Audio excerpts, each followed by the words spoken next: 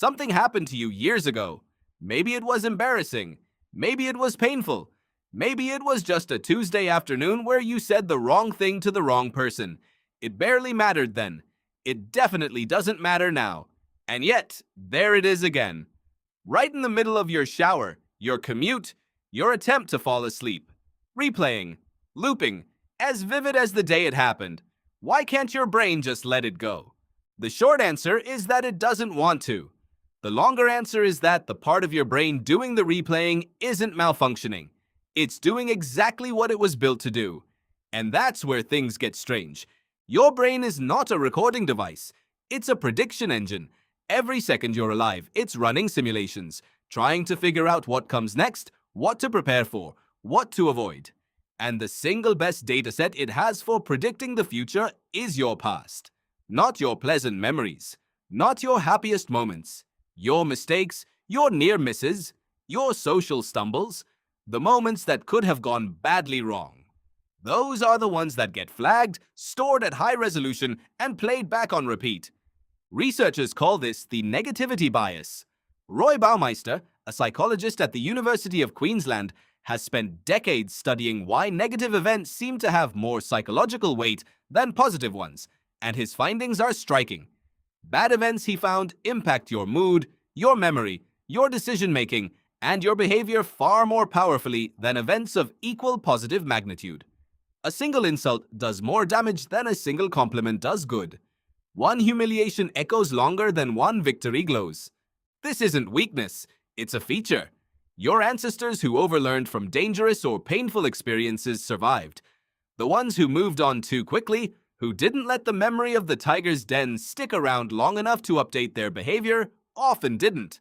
The mind that replays mistakes is the mind that doesn't repeat them.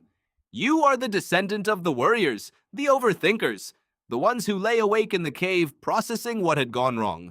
But here's where it twists. The past you keep replaying isn't the real past. It's a reconstruction. Every time you recall a memory, you pull it out of storage, modify it slightly, colored by your current mood, your current fears, your current self-image, and then file it back as if nothing changed. The memory of the argument you had with your friend 7 years ago is not a video recording. It's the 23rd draft of a story your brain has been rewriting ever since.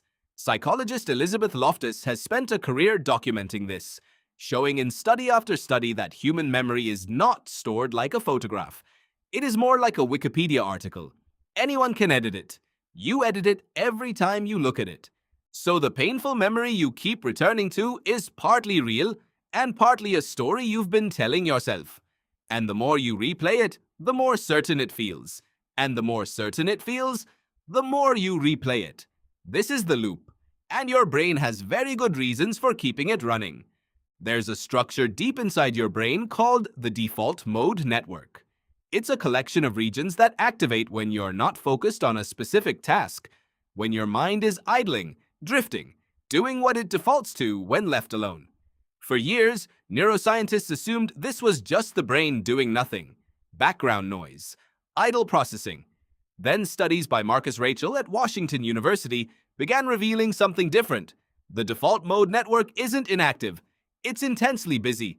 It's running social simulations, reviewing the past, anticipating the future, imagining what other people are thinking, rehearsing conversations that haven't happened yet. And it has a strong preference for unresolved situations. This preference has a name, the Zeigarnik effect. Zeigarnik, a Soviet psychologist working in the early 20th century, noticed that waiters in Viennese cafes had a remarkable ability to remember complex orders in progress, but seemed to forget them entirely the moment the bill was paid. She brought this into the laboratory and confirmed it. Your brain holds unfinished tasks in an active, elevated state of mental attention. Completed tasks get filed away and forgotten. Incomplete ones stay open, demanding cognitive resources, calling for your attention again and again. They feel unresolved because, to your brain, they are. The loop keeps running because your mind is still waiting for a resolution that never came. This is why you can't stop thinking about the conversation where you didn't get the last word, the situation where you didn't defend yourself, the opportunity you didn't take. Your brain marked them as open files, and open files don't close themselves. Now consider what this means for modern life. You are living in a world your brain was not designed for. The social stakes your ancestors faced were immediate and finite.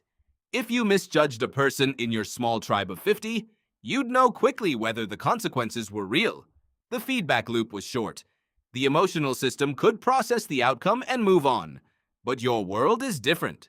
The embarrassment you felt in a meeting of 200 people can be replayed in your head indefinitely, with no closure, no resolution, no witness to confirm that you survived it.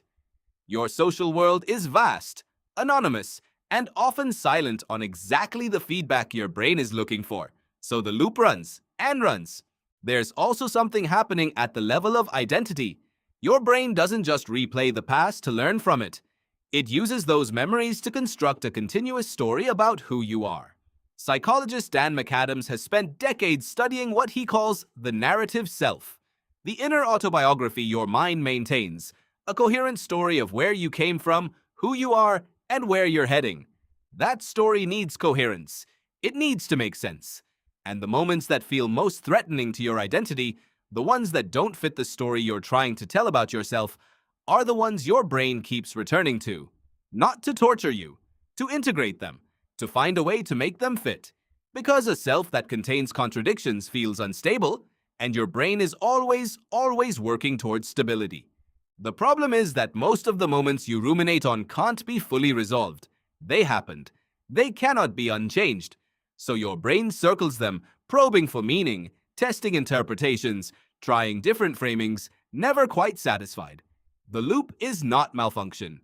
It is your narrative engine running at full power on a file it cannot close. So what can you do with this knowledge? Not what most people expect to hear. You can't simply decide to stop. You can't will a 200,000-year-old memory system to change its behavior because you've had enough of the loop. But you can understand what your brain is actually looking for. It wants resolution. It wants the open file to close. And you can sometimes give it something close to that. Not by forcing the memory away, but by deliberately finishing the story.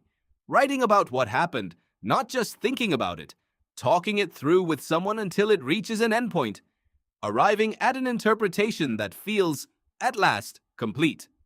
Research by James Pennebaker at the University of Texas has shown that people who translate difficult experiences into language, actual words, written or spoken, show measurable improvements in psychological well-being. Something about the act of converting experience into narrative seems to satisfy the system. It gives the loop a final frame. Because that's what your brain has been asking for all along. Not to forget. Not to pretend it didn't happen. Just to know how the story ends. And here you are, years later, in the shower, replaying a Tuesday afternoon that barely mattered. Your brain hasn't malfunctioned. It's still waiting for you to tell it how to file this one away.